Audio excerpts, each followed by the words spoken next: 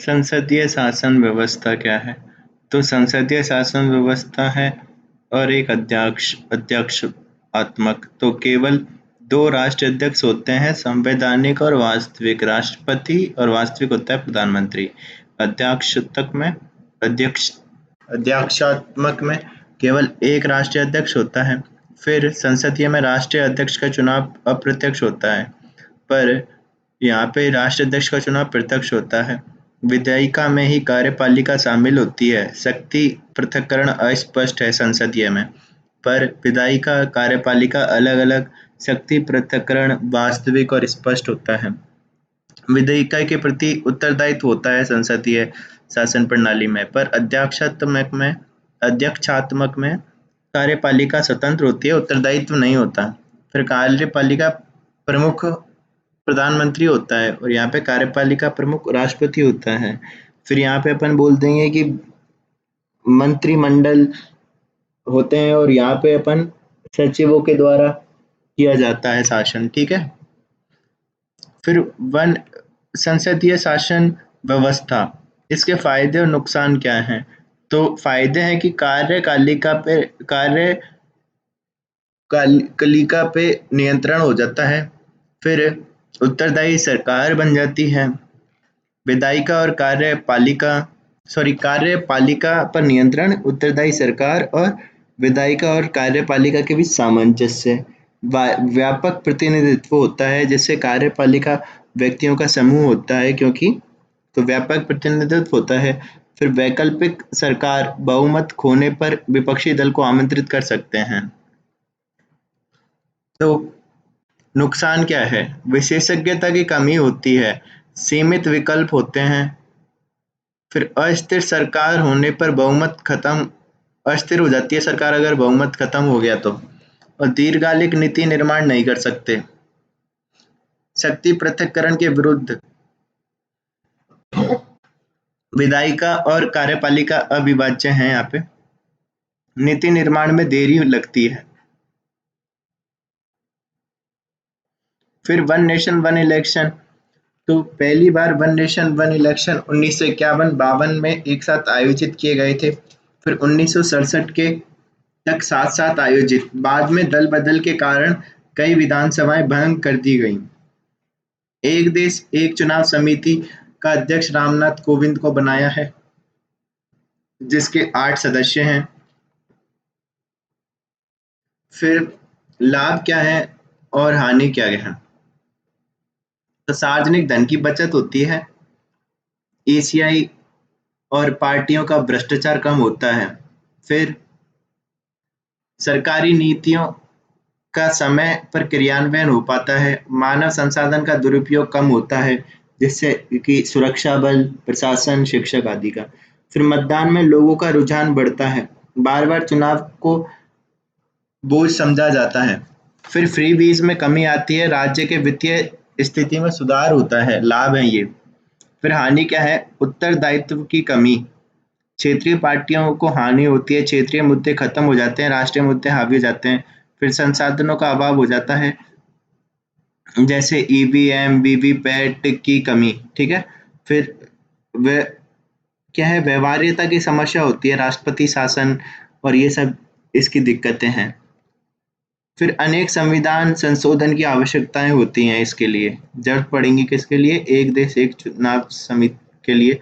फिर है सुझाव क्या है? नीति आयोग ने दिया है कि एक देश दो चुनाव होने चाहिए और एक साल एक चुनाव भी एक इसका सुझाव है कि एक साल एक चुनाव, जैसे कि गर्मियों की छुट्टियों में। फिर है न्यायपालिका स्वतंत्रता सुनिश्चित करने वाला प्रधान प्रावधान इसकी क्या है? न्यायपालिका की स्वतंत्रता सुनिश्चित करने वाले प्रावधान कौन-कौन से हैं? तो नियुक्ति राजनीतिक हस्तक्षेप से मुक्त हो जाते हैं। निश्चित कार्यकाल होता है 65 वर्ष। पद से हटाने की प्रक्रिया जटिल होती है। असमर्थता, कदाचार, अपर्याप्त वेतन, भत्ते और पेंशन संचित निधि पे वारित है। अवमानना के विरुद्ध दंड मिल सकता है आर्टिकल 129 में। संसद में आचरण पर चर्चा निषेध है। फिर कॉलेजियम प्रणाली, सीजीआई प्लस 4 वरिष्ठ न्यायाधीशों से परामर्श करेंगे, ठीक है, जिसमें परामर्श बहुमत आधार पर की जाती है, परामर्श बहुमत आधार पर। फिर सिफारिशें लिखित में दी जाती हैं और राष्ट्रपति द्वारा पर सहमति बाध्यकारी है। नाम पर असहमति संभव है। दोबारा सिफारिश पर सरकार को स्वीकृति देना बाध्यकारी है। फिर कॉलेजियम के पक्ष में और विपक्ष में क्या है, तो राजनीतिक हस्तक्षेप समाप्त हो जाएगा और नियुक्ति में वरिष्ठता का पालन किया जाता है। दक्षता और प्रभावशीलता बढ़ती है, समयबद्ध प्रक्रिया है, पक्ष में बता रहे हैं। फिर शक्ति पृथक्करण का सिद्धांत को बढ़ावा देती है, अनुभव को सुनिश्चित करता है। फिर विपक्ष, संविधान में उल्लेख नहीं है, वंशवाद बड़ा है, निष्पक्षता का उल्लंघन है, नियुक्ति में समय न्यायपालिका प्रधान है, नियंत्रण एवं संतुलन सिद्धांत की उपेक्षा की जाती है। फिर सभी वर्गों को प्रतिनिधित्व नहीं मिलता, पारदर्शिता का भी अभाव है। फिर न्यायिक पुनरावलोकन से अपन क्या समझते हैं, और न्यायिक सक्रियता, तो न्यायालय द्वारा कानूनों तथा सरकारी आदेशों की संवैधानिकता का परीक्षण न्याय पुनरावलोकन कहलाता है। संविधान में उल्लेख नहीं है, अनुच्छेद 13, 32, 226 से हमको इसके बारे में पता चलता है। यूएसए से लिया गया है और यूएसए से प्रेरित है, ये कहते हैं। मतलब यूएसए से लिया गया है, पर प्रेरित कहाँ से है, अनुच्छेद 13, 32 और 226 में। प्रकार किस प्रकार का, देखो, जैसे विधि की स्थापित प्रक्रिया, तो यहाँ पे हम प्रक्रिया के औचित्यकरण को देखा जाता है, तार्किकता पे बल दिया जाता है। और होती है विधि की सम्यक प्रक्रिया, तो है तार्किकता के साथ साथ प्रक्रिया के साथ साथ तार्किकता पर भी बल दिया जाता है। पर विधि की स्थापित प्रक्रिया में औचित्यकरण को देखा जाता है, तार्किकता पर बल नहीं दिया जाता। तो मैंने गलत बोल दिया था पहले। फिर उद्भव कैसा हुआ इसका, तो संविधान में उल्लेख नहीं था। फर्स्ट संविधान संशोधन में 9वीं अनुसूची जोड़कर संकीर्ण करने का प्रयास किया गया, संविधान को शक्तियों को न्यायालय की शक्तियों को संकीर्ण करने का प्रयास किया गया। फिर A.K. गोपालन बाद में सिर्फ विधि की स्थापित प्रक्रिया को आधार बताया। फिर केशवानंद भारती में मूल ढांचा दे दिया गया और मेनका गांधीवान में सम्यक प्रक्रिया को भी आधार बता दिया। और आयर कोयलो केस में 9वीं अनुसूची को भी जुडिशियल रिव्यू के अंतर्गत ला दिया गया है। फिर है न्यायिक सक्रियता, तो न्यायपालिका द्वारा सरकार के अन्य 2 अंग जैसे कि विधायिका और कार्यपालिका को अपने संवैधानिक दायित्वों को पालन करने के लिए बाध्य करना, यह न्यायिक सक्रियता है। तो न्यायिक सक्रियता में हम लिखेंगे विधायिका कार्यपालिका का कार्य न्यायपालिका करे, तो विधायिका और कार्यपालिका का कार्य कौन करे, न्यायपालिका करे। अब जैसे कि कोयला आवंटन रद्द कर देना, न्यायिक गतिशीलता भी कहते हैं इसको, आर्टिकल 324 सीईसी की नियुक्ति।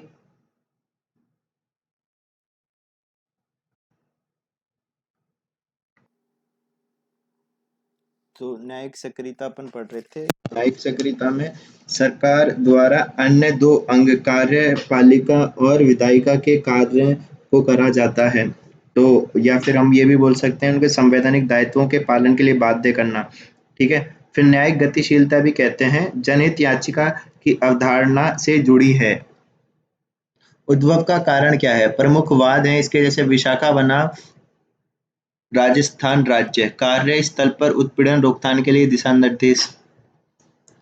फिर है मेनका गांधी बना भारत संघ, व्यक्तिगत यात्रा, व्यक्तिगत स्वतंत्रता में विदेश यात्रा भी शामिल। फिर MC मेहता बना भारत संघ। फिर अरुण गोपाल बना भारत संघ, जिसमें आतिशबाजी का समय निर्धारित किया गया। तो ये है न्यायिक सक्रियता की कुछ। अब इसकी आलोचना क्या है, तो शक्ति पृथक्करण को कमजोर करता है, न्याय वितरण में देरी करता है, अधिक जिम्मेदारियां देता है। अब क्योंकि न्याय वितरण में देरी कैसे करता है, अधिक जिम्मेदारियां। फिर व्यक्तिगत पूर्वग्रहों और विचारों को कानून के साथ जोड़ सकता है और बार-बार हस्तक्षेप से योजनाएं क्रियान्वयन में देरी होती है, संविधान में उल्लेख भी नहीं है। फिर पक्ष में क्या तर्क है? लोगों तक न्याय पहुंचता है, जैसे कि पीआईएल की अवधारणा। फिर मूल अधिकारों की सुरक्षा सुनिश्चित की जाती है, जैसे गोपनीयता का अधिकार। फिर कार्यपालिका विधेयिका के बीच समन्वय बढ़ाता है, ठीक है। फिर पर्यावरण संबंधित मामलों और प्रगतिशील मामलों पर अपनी राय रखता है। एमसी मेहता बना भारत संघ। फिर शोषित वंचित वर्गों की स्थिति में वृद्धि करता है, जैसे ट्रांसजेंडर के लिए अरुणा शॉनबोग नहीं, जो भी केस आप देख लेंगे। फिर कार्यपालिका पर नियंत्रण में वृद्धि करता है। सर्वोच्च न्यायालय बनाम सांसद, तो कौन कौन से हैं? संरचनात्मक और परिचालनात्मक। तो संरचनात्मक को कहते हैं स्ट्रक्चरल कॉन्फ्लिक्ट, जैसे कॉलेजियम वर्सेस एनजेएसी और सीईसी की नियुक्ति, ठीक है। बट परिचालनात्मक में कौन कौन से आएंगे? जैसे कि विधि की स्थापित प्रक्रिया बनाम विधि की सम्मत प्रक्रिया, और मूल ढांचा, मूल अधिकार बनाम नीति निर्देशक तत्व, या फिर न्यायिक सक्रियता। तो स्ट्रक्चरल में तो आ जाएंगे, जैसे स्ट्रक्चरल कॉन्फ्लिक्ट है, और परिचालन में जो ऑपरेशनल कॉन्फ्लिक्ट है। फिर निष्कर्ष, न संसद न ही सर्वोच्च न्यायालय सुप्रीम, बल्कि संविधान सुप्रीम है। प्रशासनिक संबंधी में अपन देखेंगे कि अखिल भारतीय सेवाओं का गठन किया जाए, सीएम जांच आयोग, संसद की सहमति पर ही गठन किया जाए।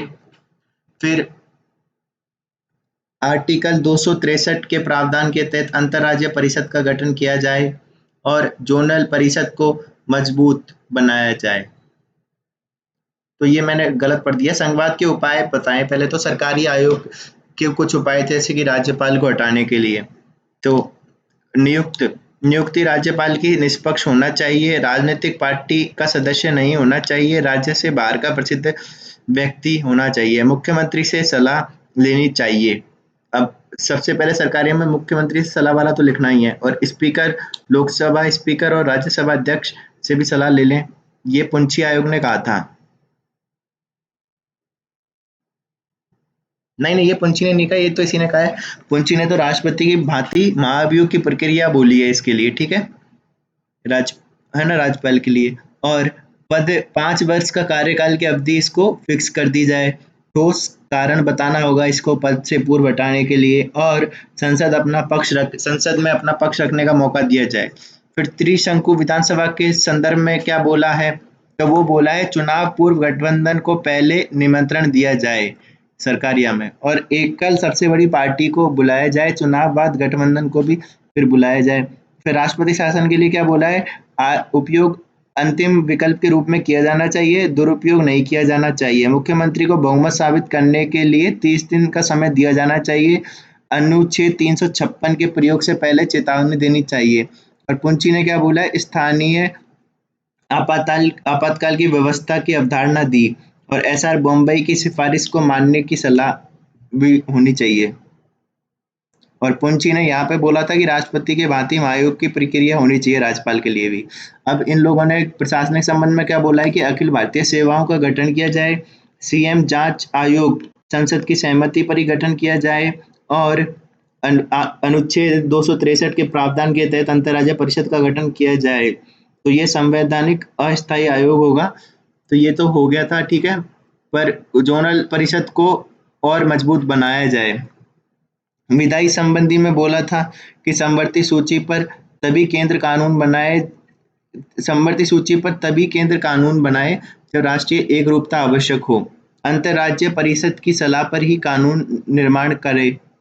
फिर अवशिष्ट शक्तियों के लिए बोला, कर संबंधी केंद्र विषय केंद्र सूची में, और कर के अलावा अपशिष्ट के समवर्ती सूची में। तो कर संबंधी तो केंद्र की सूची में चल जाए, और कर के अलावा जो भी अपशिष्ट शक्तियां हैं वो समवर्ती सूची में जानी चाहिए। फिर अनुच्छेद 200 के तहत आरक्षित विधेयक को तभी जब संवैधानिक प्रक्रिया का पालन नहीं किया जाए, तो आरक्षित विधेयक को तभी रोका जाए जब तक संवैधानिक प्रक्रिया का पालन नहीं किया जाए, राष्ट्रपति के लिए समय सीमा तय की जाए। तो ये विधायी संबंधी प्रावधान जो सरकारिया ने बताए हैं। फिर राजनीतिक दल और पार्टियां, तो राष्ट्रीय पार्टियां घोषणा इलेक्शन कमीशन ऑफ इंडिया करता है। 4 राज्यों में 6% प्लस 4 लोकसभा सीट होनी चाहिए। कुल लोकसभा का 2% सीटें यानी 11 सीटें और 3 राज्यों से होनी चाहिए। फिर 4 राज्यों में राज्य दल हो, तो इन तीनों में कोई एक का भी पालन करे। तो वर्तमान में बीजेपी, कांग्रेस, बसपा, आप, एनपीपी, सीपीआई, एम। छीन लिया किनसे? सीपीआई से, एनसीपी से और टीएमसी से। लाभ क्या है? कर में छूट, 40 स्टार प्रचारक, चुनाव चिन्ह, चुनाव प्रचार के लिए समय और छवि में सुधार करने का मौका। फिर राज्य पार्टी, लोकसभा में 6% वोट प्लस 1 सीट। फिर विधानसभा में 25 में 1 सीट होनी चाहिए, या और या विधानसभा में 6% वोट प्लस 2 सीट, या विधानसभा में 3% सीट, या फिर लोकसभा या विधानसभा में 8% वोट मिले। विशेषताएं क्या हैं? बनने के अनेक कारण होते हैं, जैसे क्षेत्रवाद, विचारधारा, धर्म, जाति। क्षेत्रवाद के उस पे टीआरएस, विचारधारा पे सीपीआई बनी है, धर्म के आधार पे शिवसेना और जाति के आधार पे बसपा। भाई भतीजावाद, पारिवाद वाद अत्यधिक होता है, जैसे अकाली दल और सपा।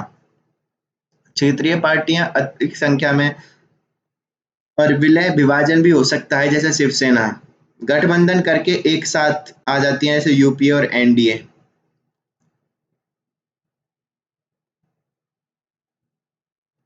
फिर भारत में दलीय प्रणाली का विकास, तो एक दलीय व्यवस्था थी, कांग्रेस का प्रभुत्व, क्षेत्रीय दलों का उदय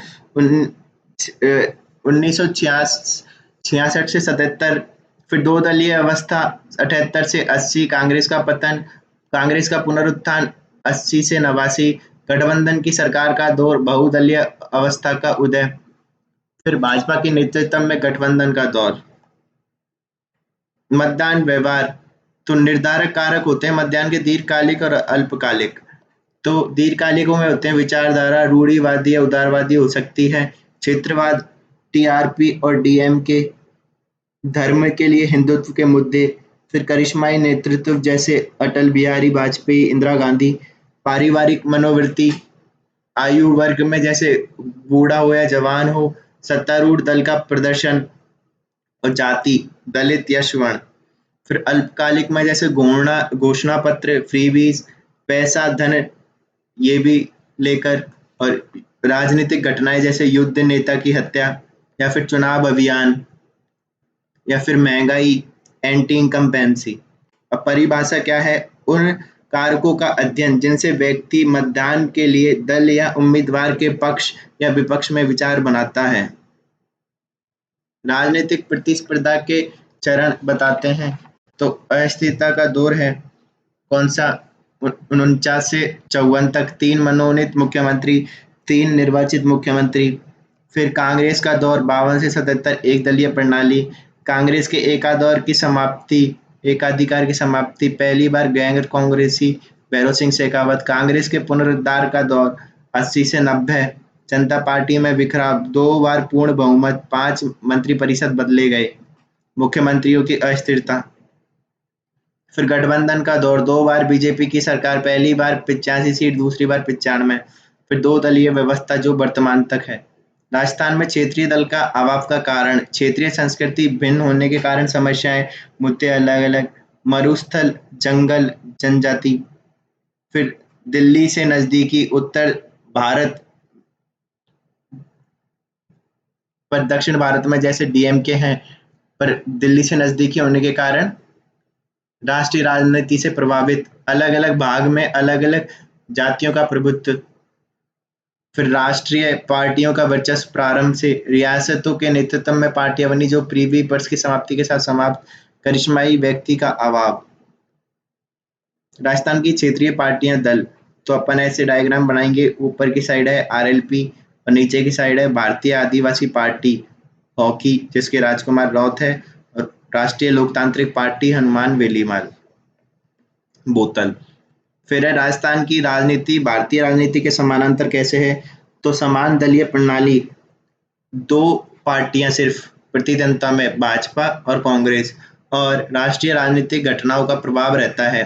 1972 का युद्ध, जिसमें केंद्र कांग्रेस में, राजस्थान में कांग्रेस आ गई, और 2014 में मोदी लहर, केंद्र में भाजपा, तो राजस्थान में भाजपा की 153 सीटें। फिर राजस्थान राजनीति को प्रभावित करने वाला कारक, जैसे जाति आधारित राजनीति, सांप्रदायिक राजनीति का प्रभाव कम, प्रारंभ में एक दलीय, फिर बहुदलीय, फिर द्विदलीय, फिर गुटबंदी की प्रधानता, क्षेत्रीयता से प्रभावित राजनीति, मारवाड़, शेखावटी, पूर्वी राजस्थान, निर्दलीय छोटे दलों की निर्णायक भूमिका, सामंतवाद का प्रभाव बढ़ती शिक्षा के कारण। फिर है पंचायती राज। पंचायती राज का देखते हैं।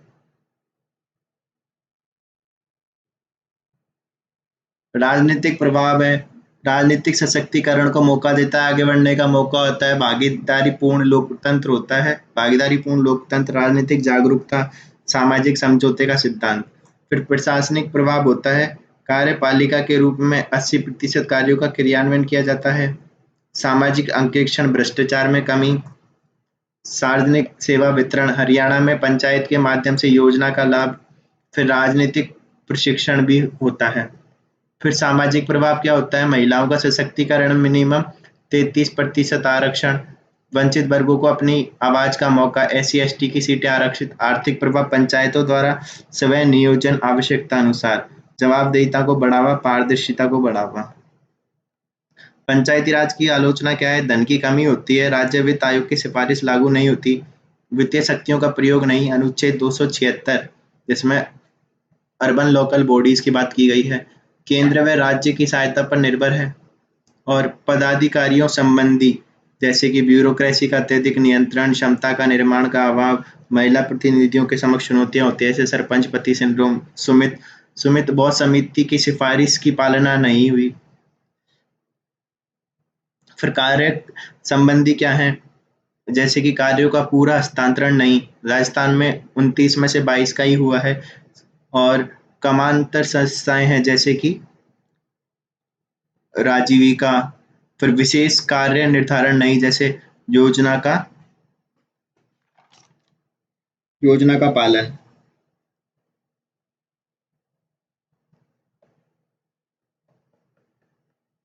जातिगत भूमिका क्या होती है राजनीति में, और ये सब है अब, तो इनको देखेंगे बाद में।